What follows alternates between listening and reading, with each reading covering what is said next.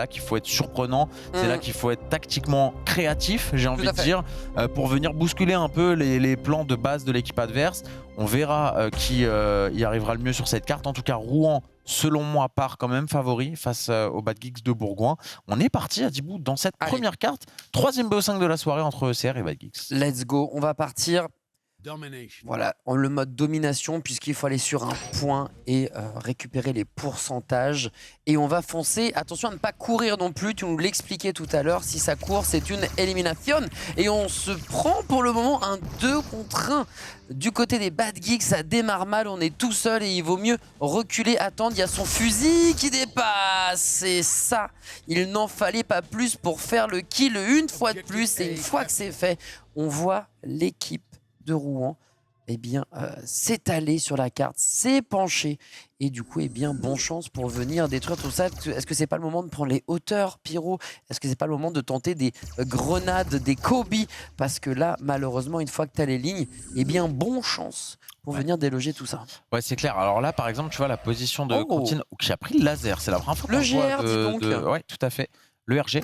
Le RG, pardon. Il me semble, mais ouais. J'allais voir mon orthophoniste. Ouais, non, mais ça arrive. Tu sais, moi aussi, j'ai consulté très tard, mais effectivement, voilà, le RG, le laser qui est là et qui peut faire la différence. On l'a vu, la Skyman qui a pris très cher. Alors, c'est intéressant parce que c'est une arme qui n'est pas spécialement des plus convoitées parce qu'à courte et moyenne distance, on a trouvé mieux. On a trouvé des MP52, des fusils à pompe qui font largement le taf, mais c'est vrai que c'est des maps qui, sur une map comme Polaris avec des très longues distances à aller prendre, offrent quand même une manière de viser qui est assez simple et un tracé assez lisible, donc ça peut être un avantage. Malheureusement, ça paye pas. Le truc, c'est que là, en termes de positionnement, les Bad Geeks, on n'est pas très bien placé selon moi. On avait un joueur au niveau du top et de son propre top, donc ça n'a pas trop d'intérêt. On n'a pas une grosse vision sur le positionnement des OCR. A l'inverse, eux, les ECR, s'ils vont prendre cette position-là, peuvent empêcher les Bad Geeks de sortir de leur point de spawn. Là, on voit Skyman qui a cette hauteur au niveau du minimap et qui fait un vrai carnage. Et voilà, très intelligemment, il tire sur la porte du téléporteur pour l'ouvrir et empêcher qu'un joueur puisse le prendre de l'autre côté. Donc voilà, on est quand même dans la sécurité, on fait attention, on sait ce qu'on fait. CLH avec ce gros duel au fusil à pompe. Et là, cette position qu'il va avoir CLH, elle est super intéressante parce que regarde, il est derrière le spawn des Bad Geeks et il peut complètement les bloquer à la sortie. Un premier kill tout de suite qui va être fait sur Neros. Ah là c'est injouable. C'est injouable, c'est le terme Pyro. On ne peut pas résister, il va falloir trouver d'autres routes de départ, de sortie, de point de réapparition depuis le parking. Oh, ça prend le kill from downtown. CLH. Oh, ce kill à 71% et on a réussi à débloquer le compteur une seule fois du côté des Bad Geeks. Malheureusement, un seul kill de fait, alors qu'en face, on est sur un festival, Pyro. Ouais, les ECR là qui font un vrai carnage dans cette game. Et là, CLH, il est même pas dérangé. Et là, les Bad Geeks qui pourraient très bien rester dans leur spawn, lui tirer dessus, parce qu'ils sont invulnérables dès qu'ils restent dans leur zone de réapparition. Mais dès qu'ils décident de la quitter, ils deviennent vulnérables à nouveau. Et c'est un peu ce qui se passe. CLH qui fait un véritable carnage depuis tout à l'heure. Il est en 8-0 au niveau de ce top. Il est pas prêt d'être bougé. Et une petite pause technique qui va survenir. Alors 91%, donc à mon avis, ça n'aura pas un impact capital sur la game. Mais c'est vrai que là, les ECR, ils sont littéralement imprenables sur cette première carte. Il n'y a pas photo. Et les Bad Geeks qui n'ont absolument pas trouvé les solutions pour venir bousculer un peu ces joueurs de Rouen qui sont impeccables pour le moment. Ils sont impeccables, ils ont la position, ils ont des positions en plus ultra aggro. On vient les chercher directement sur le point de réapparition. Et on a plusieurs filets de sécurité aussi du côté de Rouen, ce qui fait la différence. Même si on se fait déloger d'une grenade ou d'un headshot, c'est pas grave, on a les 3 qui sont sur le point, on a assez pour faire un revenge, on a en plus je pense quelqu'un qui est vraiment dos aux 2 entrées possibles, ce qui fait qu'à tout moment, il entend qu'à gauche ça tombe, il peut se retourner vite à gauche, pareil à droite. Donc c'est vrai que c'est compliqué encore une fois, dès que tu as les positions, c'est pas la première fois qu'on le voit, quand une équipe domine et que apparemment aussi individuellement ça joue mieux vu le ratio de kill, death et assist, c'est compliqué pour l'autre équipe là, donc les Bad Geeks qui passent un sale quart d'heure. Dieu merci quelque part, la game est bientôt finie, cette carte est bientôt finie, donc même si on s'est pris un 100-0, on va pouvoir reset mindset, on va pouvoir passer à la suite, se dire que voilà, c'était une légère erreur et repartir de plus belle. Mais là, il n'y a rien à dire. Ils sont au-dessus dans, malheureusement, tous les compartiments de jeu. Ouais, clairement, il n'y a pas de débat, honnêtement. Et heureusement, j'ai envie de dire que cette pause, elle survient aussi dans un moment où le destin de la carte est un peu dessiné, Ouais. parce que c'est vrai que ça casse parfois le rythme aussi dans des games Mmh. très serrés et ça peut bousculer un peu le scénario des événements. Là, j'ai l'impression que ce ne sera pas vraiment le cas. On est a priori presque prêt du Ouais. côté des Bad Geeks. J'ai l'impression que le problème venait de leur équipe. Voilà, Il y a ils une sont déconnexion d'un joueur, prêts. tout à fait, ouais. Et on va pouvoir repartir très rapidement. Les ECR, eux, qui n'attendent que cette map reprenne pour aller eh bien, débloquer les 9% qui leur manquent pour remporter cette première carte, que ça devrait être fait sans trop de problèmes. Mais attention, parce que là, ECR sur Polaris, on n'avait pas trop eu l'occasion de les voir vraiment à l'œuvre dans le win en Mmh. raquette. Autant là, même si c'est vrai qu'on sent que les Bad Geeks sont en dessous, et honnêtement, c'est une masterclass que propose le ECR. Il n'y a aucun faux pas et on est ultra bien Mmh. positionné. Stratégiquement, c'est parfait. Ouais, il y a pas de mort, hein. Ce qui traduit, ce qui cristallise finalement ce sentiment de perfection, c'est qu'en plus, il y a pas de soldat qui tombe au combat. On en a perdu un en ouverture, mais quand on voit le résultat final, on arrive à prendre des positions qui sont très hautes, des positions qui sont agressives, qui limite ne devraient même pas être sous leur joug. Ça devrait être des positions qui devraient appartenir aux Bad Geeks et qui Ouais. finalement appartiennent aux ECR. Donc là, effectivement, on est vraiment sur une maître classe, comme diraient les jeunes. On entend quelques bastos qui partent à droite, à gauche, 96%. Et je pense effectivement, mon bon Pyro, qu'on va s'arrêter là. On a réussi à prendre un deuxième kill pour l'équipe qui nous vient de Bourgoin. Mais ça sera bientôt 100-0, démarrage éclair pour Rouen. Ouais, démarrage éclair, c'est le cas de le dire. Effectivement, les ECR de Rouen qui ne sont pas à domicile en plus. Ils sont Oui. partis à Beauchamp pour jouer cette compétition. Décidément, Beauchamp qui est un peu le refuge. C'est j'ai la terre l'impression. d'asile. C'est ça. C'est la terre d'accueil des joueurs EVA de France et de Navarre. Effectivement, beaucoup de joueurs font le déplacement à Beauchamp. En même temps, forcément, grande salle. Il y a 2 arènes, on le rappelle, à Oui. Beauchamp, parce que c'est vrai que c'est pas le cas de toutes les salles en France. Il y a beaucoup de salles qui n'ont qu'une seule arène, ce qui est déjà en soi largement suffisant, puisque une arène de 8 joueurs suffit à faire tourner un match et puis ça s'enchaîne. Mais là, c'est vrai qu'il y a 2 arènes qui peuvent jouer en simultané, donc forcément, ça laisse aussi plus de place. Et puis, ça permet aussi à la salle de continuer à fonctionner quand il y a la Coupe de France et de pouvoir recevoir, par exemple, des gens qui ont envie de venir faire une petite partie et qui ont réservé leur petite session. Meilleur Voilà. timing pour eux parce qu'ils sont là juste pour s'amuser entre eux, etc. Puis à un moment, ils tournent la tête, ils demandent bah, ils font quoi? Bah, en fait, c'est le championnat de France. frère. Ok, bah, je vais Ah, peut-être très bien. regarder un peu plus. Bah, je J'allais vais jeter un partir, petit coup mais je d'œil. vais checker, ouais, Ouais, totalement. clairement. Donc ça Je vais prendre permet mes en plus. popcorn et je vais me mettre devant, quoi. parce Et que puis, tu as les joueurs aussi qui sont là avec encore leur maillot, tu peux discuter avec eux. Donc, de ouf. en vrai, les gens qui n'ont pas fait exprès et qui prennent leur place à chaque fois qu'il y a la Coupe de France, eux, c'est tout bénef. Ah bah, ils mangent Gucci. Ils ont. C'est expérience spectateur, on regarde un De peu les fou. meilleurs joueurs de France jouer. Que demande le peuple, j'ai envie de dire. Non, c'est vrai que c'est un petit atout pour les débutants ou amateurs qui ont envie aussi de progresser et peut-être pour avoir quelques conseils. En plus, on l'a vu, Ouais.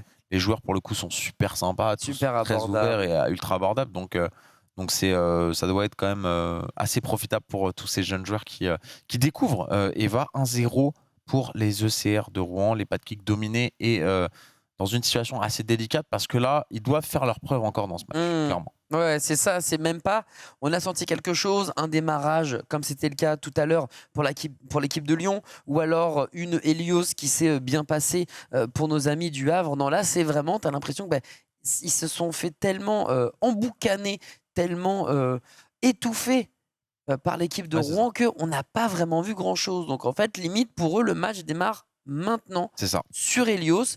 En termes de pourcentage, tant mieux, puisqu'ils vont forcément prendre un point au début. Donc ça va permettre, tu sais, d'ouvrir le compteur et de. Ah, t'as déjà les petits détails. Voilà. Ça y est, hein, t'as commencé à comprendre comment ça marche. Ah, t'as la confiance qui arrive, t'es pas Fanny sous le baby. Donc voilà, donc là, ça va être cool directement de prendre les premiers points, d'ouvrir et puis de voir si encore une fois on préfère jouer tranquillement avec une stratégie très passive comme on l'a vu tout à l'heure. On était parti sur plein d'explications différentes de strat, des cheese, des trucs plus conventionnels. Hâte de voir aussi. Après tout, quelque part, Pierrot, j'ai envie de dire foutu pour foutu, autant tenter quelque chose qui va surprendre l'adversaire. Ouais, pourquoi pas. C'est vrai j'ai l'impression aussi que c'est peut-être ce qui manque un petit peu aux joueurs encore, c'est cette capacité d'adaptation in-game, tu vois, parce que forcément le jeu est quand même assez récent. On va dire que les joueurs qui sont là et qui sont très bons à EVA et qui font de l'e-sport ne sont peut-être pas non plus des habitués d'e-sport dans le passé, donc petit manque d'expérience, etc. Et c'est vrai que j'ai l'impression que parfois, les joueurs ont un petit peu du mal à s'adapter in-game et à être capable de trouver des ressources et de s'écarter un petit peu du plan de jeu. Voilà, Ouais, c'est surtout ouais. ça, tu vois, d'être créatif et d'inventer un petit peu des choses qu'on n'a pas spécialement vues à l'entraînement, qui sortent un petit peu de la ligne directrice de ce qu'on fait d'habitude. Et je pense que les équipes qui seront un petit peu les précurseurs de Ouais. ça arriveront vraiment à prendre un gros avantage sur les autres en l'occurrence. On verra si on aura de la réaction ou si on jouera plutôt en action du côté des Bad Geeks dans cette game. Bourgoin est mené 1-0 par Rouen et on est parti sur The Cliff, deuxième carte de ce BO5. Sur Helios. Sur Helios Station, pardon. Mon cher Pure, mais TKT, ma friandise, Helios Station qu'on a vu tout à l'heure, la carte à 3 points. Genre, j'ai pas fait gaffe, mais ça fait back. Voilà, je sais pas pourquoi, ça me pop comme ça. Les ECR qui prennent directement et les Bad Geeks qui vont tenter quelque chose, les Bad Geeks qui vont spawn, qui ne capturent pas leurs points. Ça, j'aime beaucoup. Et maintenant, il faut aussi de la réussite. Malheureusement, c'est pas le cas. Alors que stratégiquement parlant, on avait tenté quelque chose et Batou qui vient de calmer son adversaire. Ouais, on va finir par le prendre ce drapeau C, mais effectivement, on a tenté un petit quelque chose du côté du Havre. Est-ce qu'on était sur le stream en train d'écouter mes stratégies? Peut-être. Je pense qu'on essaie déjà de te copier alors que t'es pas encore joueur pro. C'est Ouais, terrible, Pyro. Ça me dégoûte, franchement, ça me dégoûte. Moi qui pensais que l'esprit de cette Coupe de France était fair play et honnête, je tombe de très haut. Non, plus sérieusement, voilà, on a essayé de surprendre côté Bad Geeks, malheureusement ça n'est pas passé. On va concéder ce B et ce A de manière assez logique au vu des événements. Et le C qui va tomber aussi dans la main. Et là, tu vois, pour moi, c'est une erreur capitale que vient de faire les Bad Geeks parce qu'on est deux à regarder le même endroit. Certes, il y a peut-être un duel à prendre, mais sauf qu'on ne se soucie pas de ce back.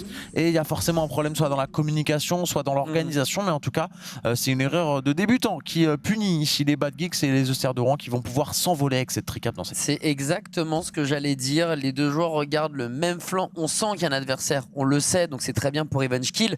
Mais il faut toujours de temps en temps regarder dans le rétroviseur et ils n'ont pas eu le temps de le faire. En plus de ça, le premier joueur est éliminé. Derrière, la communication est peut-être pas aussi optimale pour qu'on voit une espèce de 180 degrés. Ça va trop vite et ça aussi, c'est quelque chose du côté d'After H, c'est que ça va vite. T'as peut-être pas l'impression quand tu regardes, mais on vous assure que ça va à 200 à l'heure. Il faut des réflexes avec un taux de midi-chlorien très élevé. Et là, pour le moment, eh bien, on est un peu à sec du côté des Bad Geeks. On a regardé le sol, on s'est fait punir instantanément. Eh oui, forcément, parce que plus notre viseur est bas du joueur, plus eh bien, on va mettre de temps à aller atteindre sa tête dans un duel. C'est logique puisque on rappelle que ce sont des mouvements humains, c'est pas simplement un coup de souris. Là, pour le coup, il faut bien déplacer tout son bras et le monter jusqu'à la tête de l'adversaire. Et on a vu que, bien sûr, ce côté-là, ça n'a pas été ultra rapide. Donc, très important aussi, toujours essayer d'avoir le crosshair, en tout cas le viseur de l'arme le plus près de la tête de l'adversaire, parce que mine de rien, les dégâts dans la tête, un petit peu comme tous les FPS, certes, mais sont vraiment accrus, j'ai envie de dire, sur After H. Donc il faut essayer de profiter de ça un maximum. Pour le moment, on reste dans cette situation de 2 cap à 1 à l'avantage des ECR de Rouen. Matou, lui, qui va essayer de faire un gros travail sur le côté droit, un premier kill de la part de Shenron. Il va pouvoir enchaîner sur le deuxième. On va servir de cette porte qui se referme et on va pouvoir prendre le kill avec cette MP52 de la part de Matou. C'est très bien fait. On va prendre ce téléporteur et peut-être essayer d'aller semer la zizanie. On sait, c'est ce qu'on a fait du côté de Shenron. Shenron, lui, je sais pas si t'as vu, première game il était en 1-0. Deuxième game, là, il est en 1-0 pour le moment. On a l'impression que c'est celui qui a peut-être le rôle, je vais pas dire un peu bâtard, mais plus, tu vois, en retrait, plus en soutien dans son équipe et un peu moins investi que les autres, mais pas au sens propre du terme. En plus, il a moins d'engagement dans la game, moins d'engagement. Voilà, il va prendre un petit kill à droite à gauche, mais c'est pas celui qui est au cœur de l'action. C'est exactement ce que tu disais. Chacun va avoir sa façon de jouer, ses facilités aussi. Il y a les gars qui adorent faire les openings, qui vont rentrer dans la mêlée, qui vont surprendre, qui vont jouer en mode ouverture finalement, et puis tu en as d'autres qui sont plus soutien, qui sont plus rempart, et effectivement Shenron a été invoqué pour ça, j'ai l'impression, du côté des ECR, et ça se passe, n'empêche bien, parce que son équipe fait le taf. Alors pourquoi prendre des risques quand ton équipe fait le taf à 3v4 entre guillemets? Pas besoin, pas besoin, et ça se sent. Ça se sent côté CLH qui me fait vraiment une excellente impression sur cette rencontre. J'ai trouvé ultra précis sur Polaris avec cet AR, on l'a vu dans le spawn adverse, où vraiment il décimait ses adversaires à une vitesse assez folle. Là encore une fois, vraiment à l'aise aussi sur ce fusil à pompe. Mais on sent quand même que côté Bad Geeks, on manque un peu de rodage, on manque de communication, on réagit pas super bien sur les trade kills. Et forcément, c'est très punitif. C'est LH ici qui est à la même position que tout à l'heure. Il ne s'est toujours pas fait déloger. Ça va faire quasiment 2 minutes maintenant qu'il est là. Et forcément, on se fait punir au niveau du score. 100 à 15 pour les ECR. Et Sur Helios, c'est un sacré stomp parce qu'on le rappelle, tu le disais, il y a ces points un peu gratuits du premier drapeau. Là, il n'y en a pas eu tant que ça de marqué par les bergers. Non, effectivement, on a laissé en plus le tout premier parce qu'on a tenté une stratégie. Donc ça, bon, on peut pas, voilà. Ils ont tenté. Bien sûr. Si ça avait fonctionné, ils auraient pris les 3 points à la suite. Bravo. On aurait dit effectivement play of the game, play of the tournament limite. Là, ça n'a pas fonctionné. Donc, on a eu déjà ce retard en termes de cap de points. Ouais. Et puis, très tôt, finalement, dans la partie, eh bien, Rouen est venu prendre le B, le A et le C. Et ça, c'était trop tôt. Donc, c'est ça que le 15% est malheureusement un reflet de ce qui s'est passé tout au long de cette game. On va partir sur une carte en plus qui a été choisie par Rouen cette fois-ci. Tu as raison, mon Piron, on va partir sur The Cliff, un classico classique sur After H. Et là, on va retrouver bien une carte peut-être un peu plus ouverte que ce qu'on avait pu voir précédemment. Quand on va être sur le point, évidemment, ça va se la donner grave, mais il y a pas mal de routes de flanking, il y a pas mal de routes d'assassinat, il y a de quoi contourner son adversaire, quelques hauteurs aussi qui traînent par-ci par-là. Donc en ouverture, on a eu le droit à une carte aussi lors du tout premier match où ça s'est filé des nions sans arrêt, ça a été explosif, même à commenter, on ne pouvait pas récupérer notre souffle tellement c'était intense. Est-ce qu'on aura le droit à cette même intensité? Eh bien la réponse, mon cher Pierrot, d'ici quelques secondes. Ouais, le truc c'est que la physionomie de ce match me laisse penser qu'on n'aura pas trop le droit au suspense. En tout cas pour le moment, j'ai envie que les joueurs de Bourgoin me fassent mentir, que les Bad Geeks se réveillent dans cette rencontre, mais effectivement ça a l'air pour le moment compromis. Il reste une carte. Là, on est à une carte de l'élimination de la Coupe de France, donc forcément, ça va peut-être aussi réveiller quelque chose chez eux. En tout cas, c'est ce que je leur souhaite. On rappelle, les Bad Geeks qui jouent, eux, depuis Lyon. Alors, ça va, Bourgoin-Lyon, c'est pas non plus très loin, mais du coup, ils ont aussi fait le déplacement pour jouer dans les meilleures conditions possibles. Pour le moment, Rouen surdomine cette rencontre, il n'y a pas de débat là-dessus. Petite pause technique au tout début de la game. Elle venait à peine de commencer, vous le voyez, les joueurs qui étaient à peine partis du spawn. Et j'ai l'impression que c'est en train de rentrer dans l'ordre.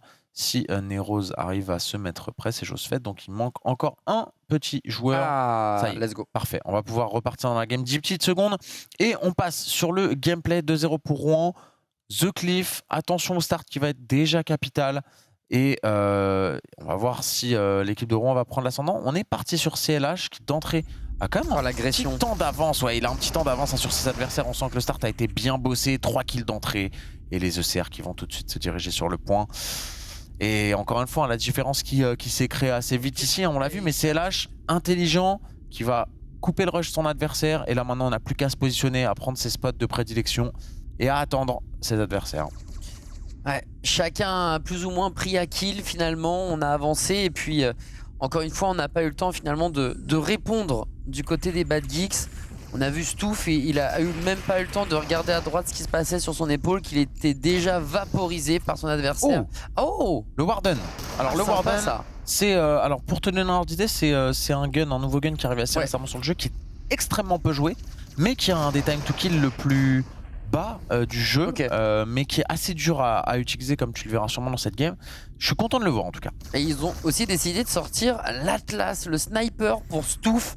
On l'avait pas encore vu, c'est vrai que c'est une map qui peut se prêter. Les lignes sont pas forcément immenses, hein. T'as pas une belle ligne d'horizon où ton snipe peut vraiment marcher à coup sûr à 200%, mais au moins on tente des choses et je préfère ça plutôt que de s'enliser dans une méta slave. Comme tu le dis, on va jouer les mêmes armes tout le temps et finalement ça ne fonctionne pas. Donc on prend des risques. Si ça paye, eh ben ça sera exceptionnel, et si ça ne paye pas, au moins on ne sera pas resté bredouille ou brocouille, comme on dit dans le bouchonnois. Je sais pas si on peut se remettre rapidement sur CLH, parce que ce qui est en train de se passer, c'est que CLH, là, il a une pause qui est particulièrement intéressante. Il bouge pas depuis tout à l'heure, il est en 5-0, on n'arrive pas à le déloger, on arrive à prendre un bon kill là, du côté de Madou. Est-ce qu'on peut essayer de trouver la puff de CLH rapidement? CLH qui ne bouge pas côté gauche avec cette MP52, qui garde la ligne, qui n'arrive pas à être délogé. Ça y est, enfin on a réussi à le tuer, mais on s'est un peu entêté du côté des Bad Geeks pour aller le tuer. Ça nous a coûté quasiment 6 kills, ce qui est quand même assez conséquent, et au final on s'est fait pas mal punir, et le score qui s'est envolé, hein, il a bloqué ce côté gauche, il a empêché les Bad Geeks d'accéder au drapeau. C'est bien dommage qu'on n'ait pas tenté de trouver d'autres solutions. Et 67-0 déjà, on est en train tout doucement de se diriger vers la sortie du côté des ECR. Shenron qui est ultra avancé là dans le coin vert. qui va pouvoir se permettre même de prendre des lignes très agressives. Et voilà, hein, il garde ce côté gauche, mais ça y est. Petite réaction quand même du côté de Bourgoin. On est 2 pour 2 là. Et Badou doit faire ce kill, c'est important, c'est fait. Mais il reste encore Skyman à faire tomber. Et c'est fait sur le drapeau. Ouais, il est sur le drapeau, seul au monde, mais au moins récupère le point. Et ça, c'est peut-être le début de quelque chose. Attention, Stouff, il sait que voilà, sur la droite, il va se faire rush. Et il est pris en étau en plus. Il y a du monde à gauche, il y a du monde à droite. On a dû s'en faire autant que faire se peut. On est 2v en plus de ça. On a le focus sur Madou alors que, eh bien, il y avait le coéquipier. Je crois que c'était Shenron qui était sur sa droite. Donc, quoi qu'il se passe, c'est vrai que malheureusement pour les Bad Geeks, il y a toujours une situation de supériorité numérique. Il y a toujours une situation où, dans un angle fermé, un angle mort, un angle coupé, peu importe, appelez ça comme vous voulez, il y a forcément un joueur, un angle cassé, c'est ça que je cherchais. Il y a toujours un joueur qui l'attend. Et là, Stouff qui prend un kill, mais il a 1 PV, donc la moindre basso, c'est un joueur de Rouen éternue, le pauvre il est mort. Eh ouais, et 93-6, l'espoir a été de courte durée pour les Bad Geeks qui a priori ne pourront pas revenir dans cette partie. On a sorti le laser, on va faire un kill sur Skyman, mais ce sera loin d'être suffisant pour les Bergaliens qui vont s'incliner dans ce match et dans cette Coupe de France. C'est terminé pour les Bad Geeks qui perdent donc ici 100 à 6 et 3-0, sévère 3-0, mais au vu de ce qui s'est passé dans la rencontre, il est clair que les joueurs de Rouen méritaient largement cette victoire.